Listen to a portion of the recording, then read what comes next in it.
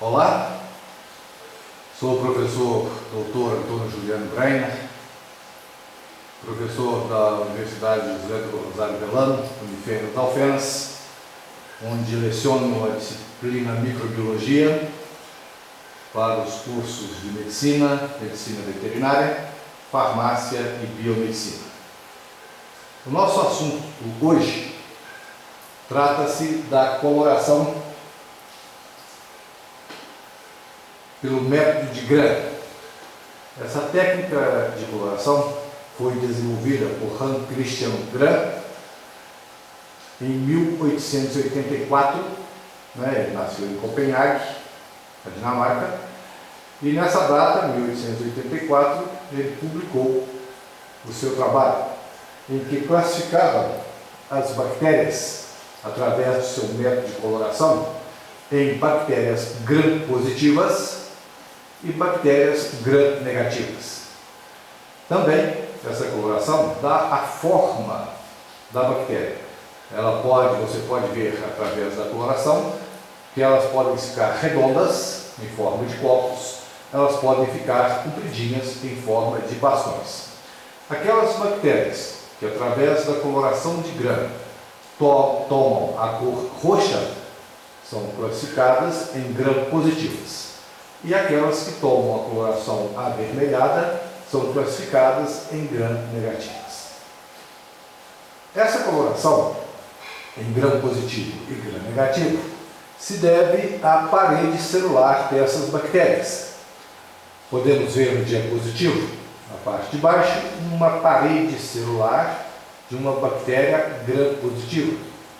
Essa parede celular é uma parede espessa, formada de várias camadas de proteoglicanos e também ácido lipoteicoico e ácido teicoico, que são só encontrados no gram-positivo. A bactéria gram-negativa tem uma parede celular formada também de peptoglicano, porém tem uma camada, uma parede externa, que é chamada lipopolissacarídeo. Essa parede celular dos gram-negativos, ela é mais fininha, são poucas camadas de proteoglicanos ou peptidoglicanos. Devido a essa constituição da parede celular dessas bactérias, Gram conseguiu, através de uma técnica de coloração, fazer com que esses testes fossem possíveis, identificando essas bactérias. O material necessário para fazermos uma coloração de Gram é uma lâmina de vidro limpa, uma alça bacteriológica, que pode ser de metal. Hoje nós temos as descartáveis. Podemos fazer também um Gram utilizando um suave. Devemos ter um bico de Bunsen, suporte para lâminas, o material a ser examinado e os corantes. Os corantes de Gram são 4. Cristal violeta, também pode ser usado aí a violeta genciana, o Lugol, o álcool a 95%, a safranina ou fucsina. Nós vamos continuar a trabalhar com esses 4 elementos. Nós podemos preparar isso no laboratório. Lógico, várias empresas comercializam esses reagentes, o que você pode adquirir no mercado. Mas podemos prepará-los também. Para prepararmos o cristal violeta, nós usamos 2 tipos de solução. A solução A, onde você tem o cristal violeta, 2 gramas, você vai diluir esse 2 gramas de cristal violeta em etanol a 95% e preparar um volume de 80 ml no final. Essa é a solução A.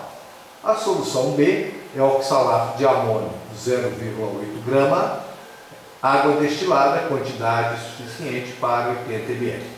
Você mistura essas soluções A e B, aguarda 24 horas para ser utilizado. Muitas vezes nós devemos filtrar, utilizando papel, filtro ou gás, essa solução para que possamos utilizá-la posteriormente. O Lugol. O Lugol é cristais de iodo, 1 grama, iodeto de potássio, 2 gramas, e água destilada, quantidade suficiente para 300 ml. Você, de posse de um cadinho, coloca os cristais de iodeto de potássio, tritura com um pistilo e vai adicionando água aos poucos, né? Posteriormente, você completa essa quantidade para 300 ml, filtra, não esquecer de colocar no frasco âmbar, né, essa solução, para que ela não seja deteriorada pela luz. O etanol nós podemos comprar pronto, ou então prepará-lo a partir do álcool absoluto. Para isso, você tem que ter uma proveta, você tem que ter um material necessário para o alcômetro, né, de Gay-Lussac, para você colocar o álcool absoluto, que é próximo de 100%, e você vai adicionando água até que marque 95 GL.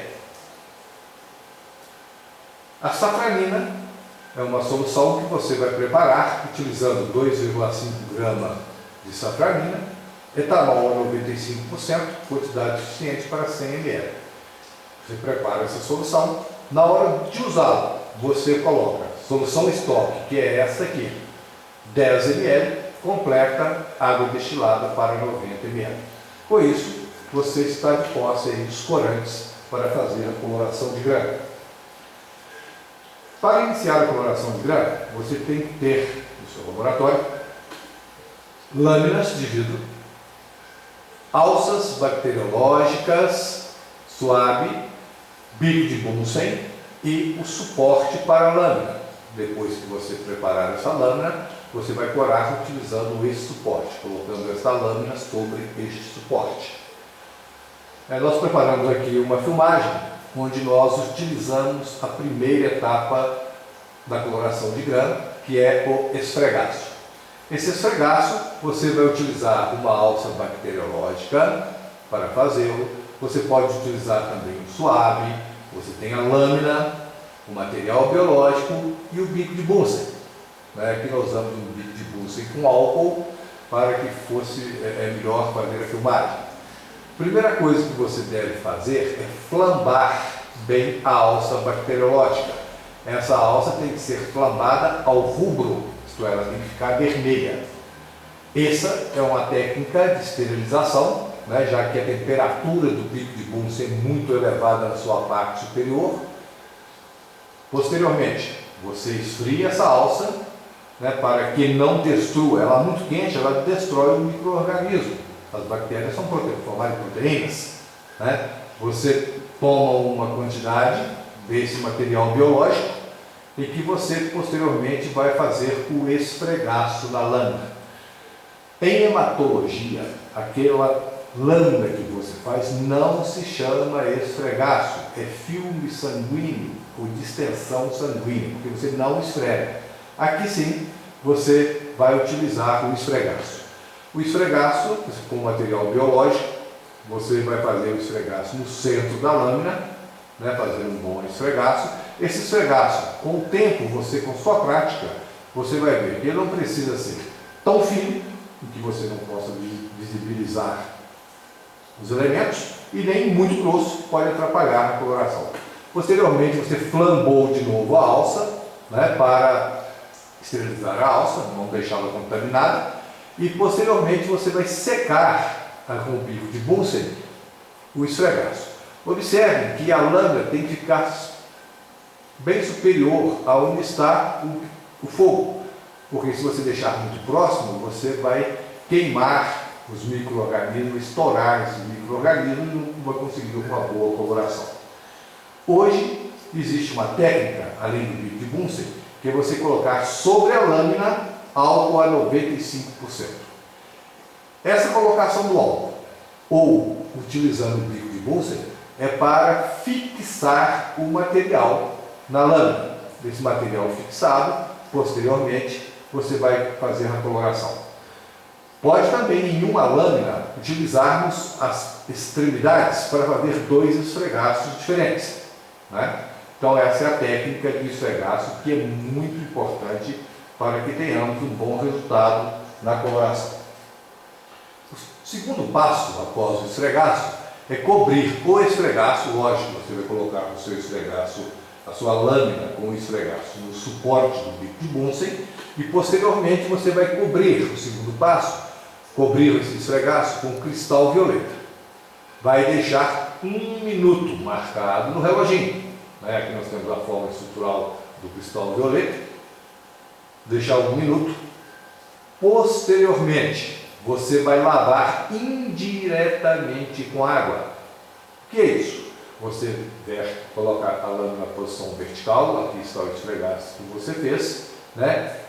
Com uma motolia, com um frasco contendo água, você vai lavar aquele cristal violeta, mas não jogando sobre o esfregaço.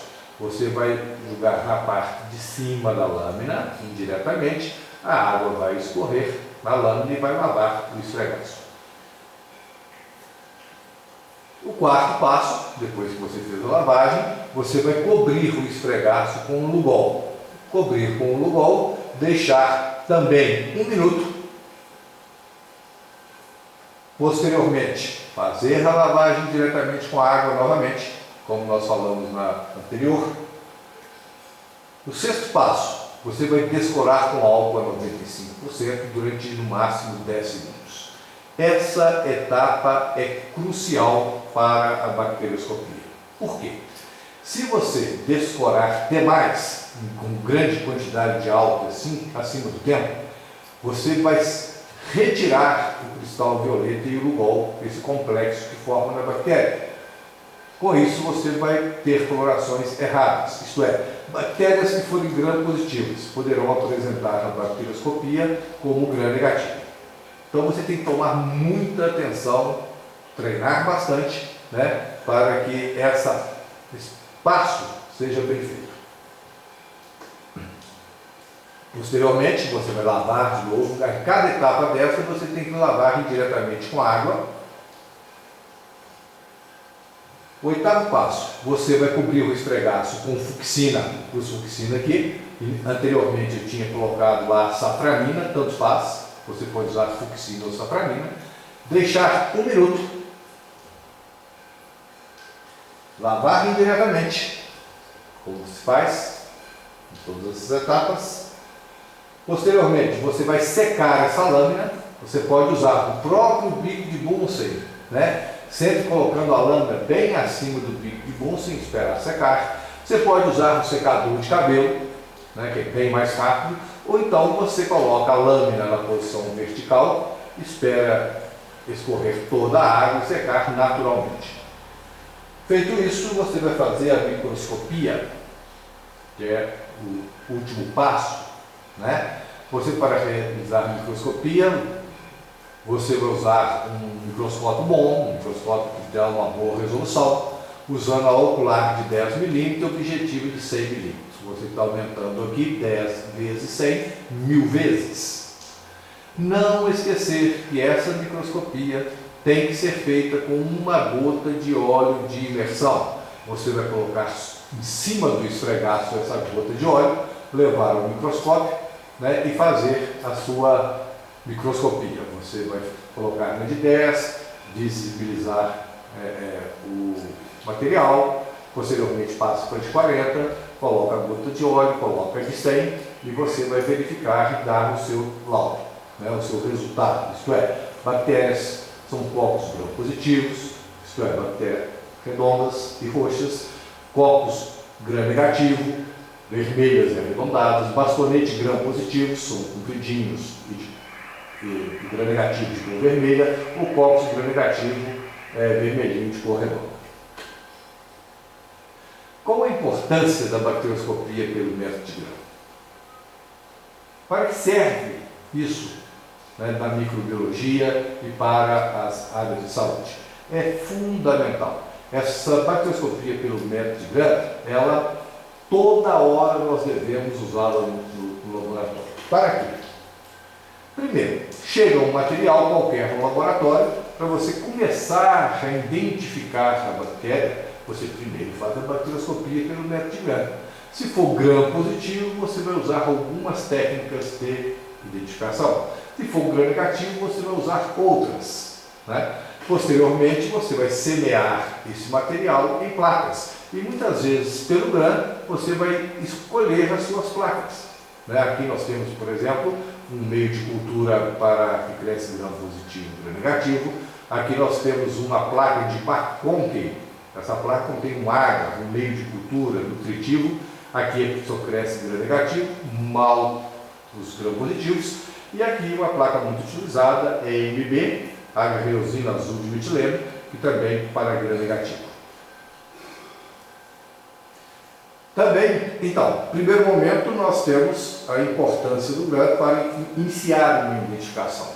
Segundo, muitas vezes essa informação para o médico, a bacterioscopia pelo método de GRAM, é para que ele inicie um tratamento com antibiótico terapia com mais qualidade, não para falar para o médico, olha, essa bactéria ela é suscetível a tais antibióticos. Não. Sabe-se que para bactérias gram-positivas nós temos um número de antibióticos. Se for gram-negativo, outros. Não esquecer que nós temos os de amplo espectro, antibióticos que são usados tanto para gram-positivo quanto para gram-negativo. Mas se você tem no diapositivo, o primeiro, você tem aqui um GRAM de um líquor cefalorraquidiano coletado de um indivíduo com suspeita de meningite, e você encontra bactérias de diplococo gram-negativo, dificilmente será outra bactéria que não a Neisseria meningitis. Então, olha a importância do GRAM. Você já falou para o médico, olha, aqui nós temos diplococos gram-negativo no líquor. Ele vai então entender que aquilo ali, a possibilidade quase total de ser Neisseria meningitis e fazer o tratamento, inclusive com os cuidados que se deve ter com pacientes portadores dessa bactéria para a transmissão, que é via aérea, então vai isolar o paciente e esse GRAM é feito rapidamente. Chegando o material no laboratório, você com 15, 20, 30 minutos você já dá o resultado. Outro GRAM aqui mostra, nessa outra lâmina, mostra diplococos gram-positivos. Muitas vezes nós podemos ver um espaço claro em volta desses diplococos gram-positivos, são bactérias capsuladas, possuem cápsula. Isso é típico desse GRAM de Streptococcus pneumoniae. Nessa lâmina nós vemos cocos gram-positivo em fileiras, um atrás do outro. Observem bem, são fileiras. Isso é típico dos Streptococcus. Os estafilococos formam grumos e coadjutados. Observe essa lâmina aqui, com células maiores, escuras, gram-positivas. Isso aqui não é uma bactéria, isso aqui é um fungo, isso é uma levedura, a Candida albicans. Essa Candida, ela produz várias infecções em humanos. E é interessante, se você deve utilizar a Candida para treinamento para realizar o GRAM. Por quê? Se você faz uma coloração de GRAM de um material que tem a Candida e ela fica avermelhada, é porque você errou a coloração, errou a técnica, você descolou muito com álcool, por exemplo. Então, todo fungo, não esqueça isso, todo fungo é gram-positivo. Então, aqui a Candida albicans que a gente utiliza para treinamento. E pode ser encontrado, claro, numa coloração de GRAM. Ciência se faz conversando, trocando informações e pesquisando com seriedade. Devemos sempre conversar sobre o que estamos estudando, sobre o que estamos fazendo, principalmente em microbiologia. Com isso a gente vai muito longe, aprende muito. Eu moro na cidade de Três Pontas, em Minas Gerais, estamos aqui com o retrato da cidade, da estaneira da cidade. Três Pontas é a cidade um dos maiores cantores do mundo, do Nascimento. É a cidade maior produtora de café do mundo. E temos também aqui dentro da Basílica da cidade, da igreja da cidade, nós temos aqui o Padre Vitor, que está em processo de beatificação. Muito obrigado por você ter tido a paciência de ouvir e ver os diapositivos. Qualquer coisa pode entrar em contato comigo, aí está o meu e-mail, professorbrainer@hotmail.com, e também tem o blog, que você pode ir lá, que esse material vai estar lá e muito mais www.professorbreiner.blogspot.com.